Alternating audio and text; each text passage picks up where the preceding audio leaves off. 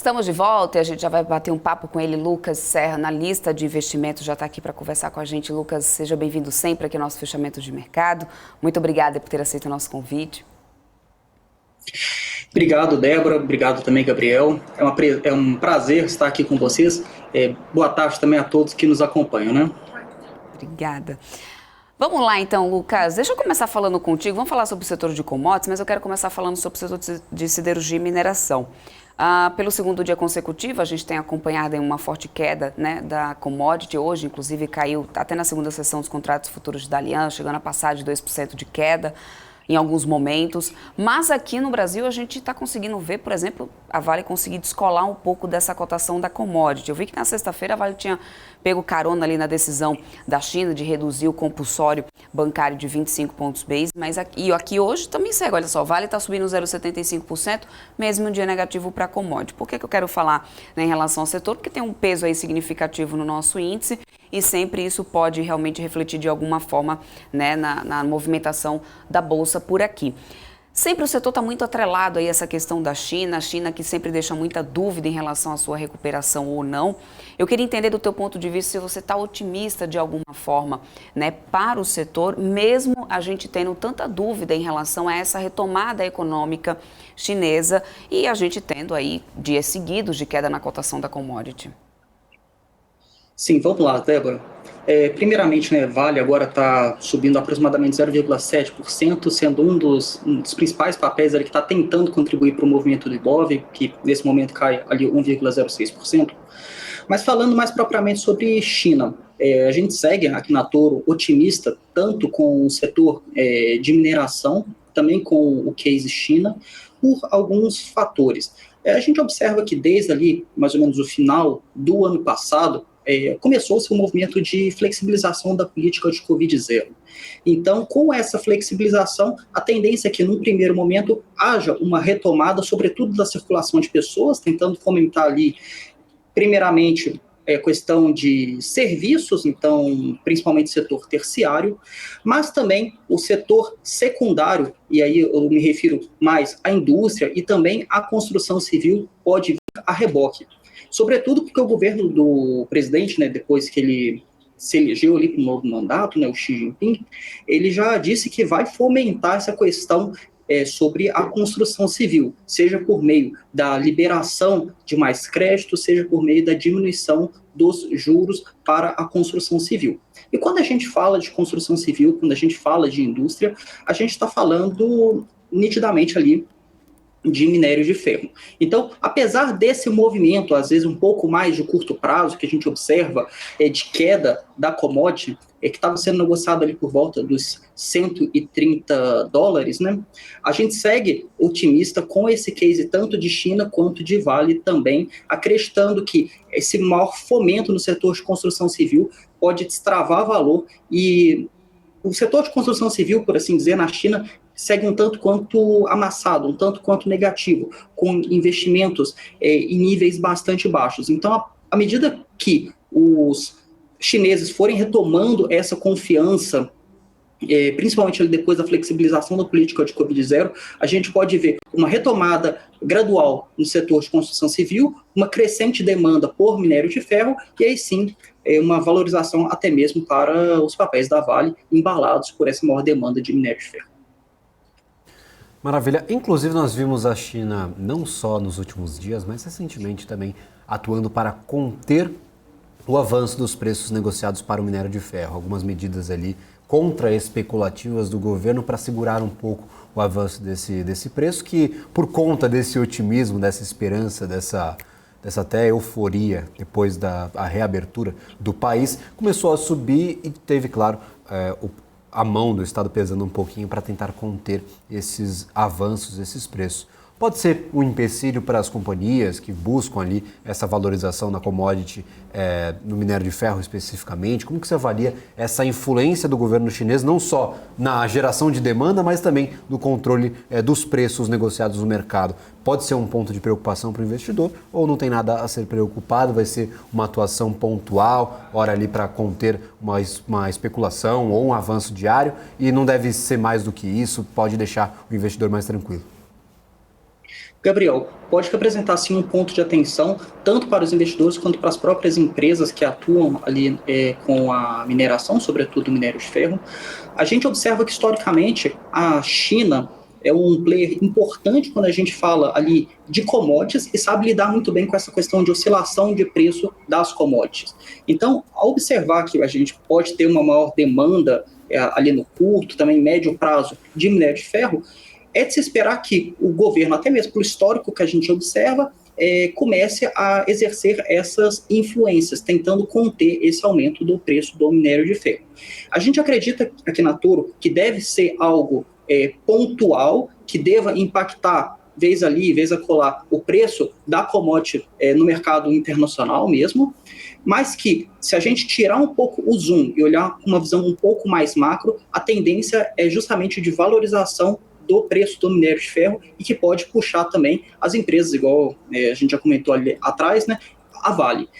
Falando sobre Vale até, vale destacar que, além da parte de minério de ferro, a parte de metais básicos da Vale também carece um pouco de atenção. E como ela tem um valor a ser destravado ali, sobretudo com a eletrificação também, com essa pegada mais de destino para a parte de veículos elétricos, a gente pode ver um benefício a mais quando a gente fala de Vale, além da própria questão da valorização do minério de ferro. Uhum.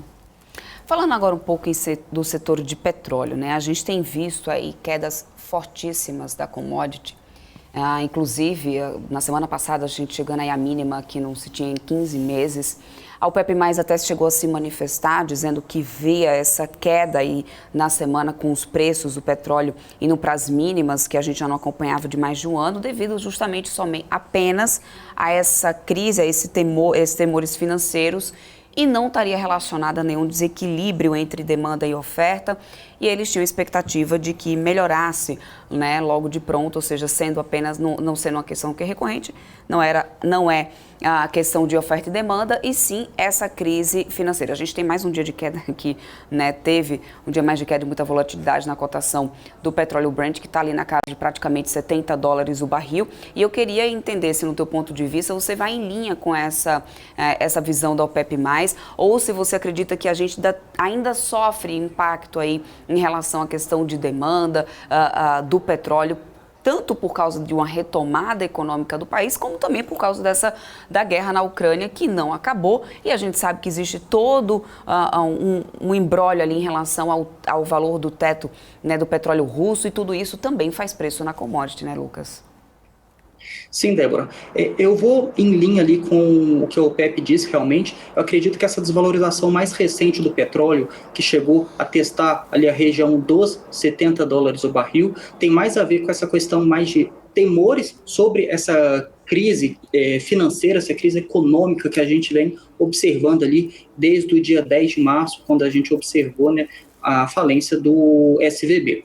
De fato, eu não observei, pelo menos, nenhum desequilíbrio maior no que diz respeito à oferta ou à demanda. Inclusive, a OPEP ela já atuou em alguns momentos no mercado, sobretudo quando o mercado chegou a testar ali, por algumas vezes, a região de $75 o barril, ou um pouco abaixo disso. A OPEP entrou ali até mesmo mexendo nessa questão da oferta de barris no mercado internacional e promovendo de volta a elevação dos preços. Então, até o presente momento ainda não houve um pronunciamento, nada a respeito disso, mas pode ser, quem sabe, que a OPEP atue justamente nessa expectativa de elevação do preço do barril do petróleo no mercado internacional. Vamos ver se isso de fato acontece. E lembrando, assim, quando a gente tira um pouco o cenário macro, tira um pouco o zoom para olhar o cenário macro, o que a gente observou, principalmente ali durante os primeiros meses da guerra entre a Rússia e a Ucrânia, foi uma elevação do preço do barril do petróleo no mercado internacional, inclusive ocasionando a inflação em diversas praças, sobretudo nos Estados Unidos, que na tentativa de conter essa inflação usou grande parte, uma parte relevante ali das suas reservas internacionais. essas reservas, elas devem ser repostas em algum momento. Então, a gente ainda não observou essa demanda um pouco mais forte vindo dessa reposição de reservas, mas isso em algum momento também deve acontecer.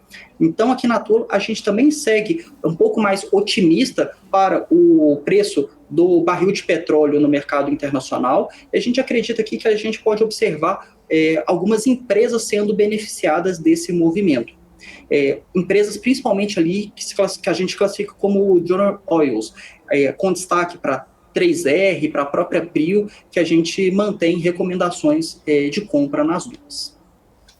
Maravilha. Inclusive, nós tivemos uma notícia muito importante para a 3R na última sexta-feira, a afirmação ali da continuidade do acordo pelo Polo de Exploração Potiguar com a Petrobras. Tinha ficado em dúvida se o acordo seria finalizado ou não depois daquela reunião do ministro de Minas e Energia, junto de Fernando Haddad, anunciando a tributação de exportação de óleo cru, também anunciando ali um pedido para a Petrobras para segurar todos os processos de desinvestimento por no mínimo 90 dias. Então não se sabia se a 3R conseguiria concluir essa aquisição do Polo Potiguar. É uma notícia ainda muito positiva, destrava bastante valor para a companhia, ou ainda há muitas dúvidas sobre a otimização da extração de óleo desses campos de exploração? A 3R ainda tem algumas dificuldades a serem enfrentadas antes que esse valor seja destravado. Se eu não me engano, tinha analista com essa aquisição do Polo Potiguar, cotando o ativo ali acima dos R$80. Então, como é que está a sua avaliação? Por que Potiguar pode ser uma grande avenida de crescimento para a 3R Petróleo?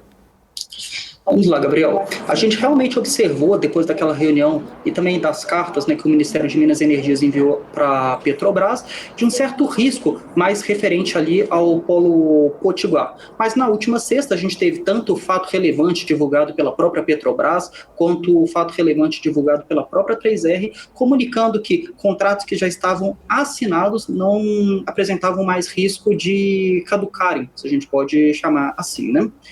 Isso daí, de fato, trouxe um alívio para os analistas, trouxe um alívio para o mercado de uma forma geral. Então, até mesmo na sexta-feira, a gente observou 3R se valorizando por volta ali de 17%. Hoje, uma leve correção frente à alta de sexta-feira, mas uma correção um tanto quanto natural. Continua acreditando que o Polo Potiguar tem grande capacidade de destravar valor para a companhia. De fato, com o aumento da produção, não só do Polo Potiguar, mas também dos outros clusters ali, sobretudo o cluster offshore, a gente pode observar uma queda do lifting cost da 3R, que se a gente compara com o da Prio, por exemplo, ainda se encontra em patamares um tanto quanto mais altos, só que com esse passar do tempo, à medida que os polos eles forem sendo revitalizados e amadurecidos, de fato, a gente pode observar uma queda do lifting cost. Além disso, na própria sexta também, a gente, na verdade, na quinta, que acabou se refletindo na sexta, a gente teve a divulgação de dados de produção do mês de fevereiro para a 3R, dados de produção esse que vieram ali em linha com as expectativas do mercado. O mercado seguia atento principalmente ao Polo Papa-Terra, que se encontrava paralisado depois ali do finalzinho de fevereiro, início de março, que veio retomando ali gradativamente as operações. Eles relataram um problema de energia que ocasionou essa paralisação, mas em relação à produção do Polo Papa-Terra nesses primeiros dias ali até o finalzinho, até realmente a interrupção dele ali no final do mês de fevereiro, o que a gente pôde observar foi uma produção bastante alta e realmente levando a produção da 3R, quando a gente fala de petróleo, para um nível ainda mais alto.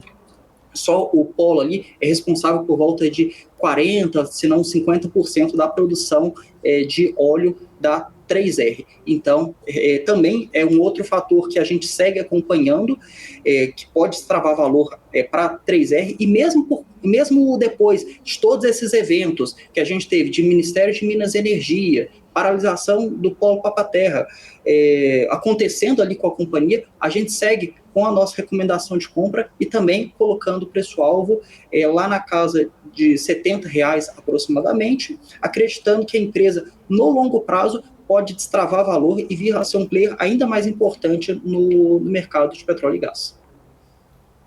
Perfeito. Perfeito.